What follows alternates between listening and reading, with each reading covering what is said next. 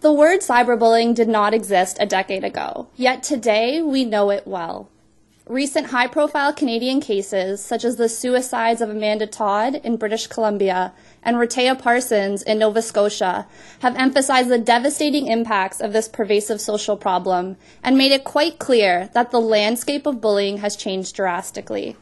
What we once knew about bullying in a traditional sense needs to be reevaluated to account for rapid advancements in technology and the corresponding impact on younger generations, who are now at an alarmingly high risk of cyber threat.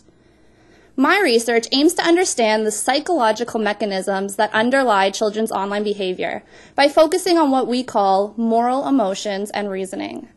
I'm not talking about morality in the sense of religious ideals or abstract reasoning about right and wrong. Instead, I'm looking at how our emotions provide immediate feedback for our behavior and shape the way we will act in the future.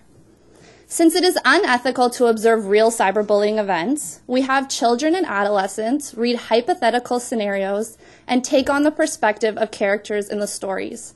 We then ask them to explain how they would feel and why. When put in the shoes of the hypothetical bully, participants can either report feelings of guilt and shame for the harm done to the victim, or they can report feelings of pride and elation for the personal gains attained through cyberbullying others. From here, we can assess whether individual variation in how children and adolescents experience these moral emotions can be explained by their age, their gender, and most interestingly, their own experiences with cyberbullying. Another important facet of this research is that it allows us to explore why so many individuals who would not normally participate in face-to-face bullying choose to engage in cyber harassment. By comparing scenarios across different contexts, we can assess whether the physical distance between a cyberbully and a victim buffers children against experiencing the same intensity of guilt and shame as they would in a traditional face-to-face setting.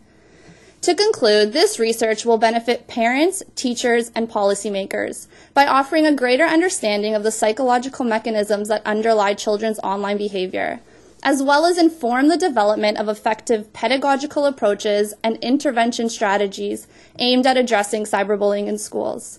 Attaining a more profound understanding of children's online behavior will take us one step closer to eradicating this detrimental social problem. Thank you.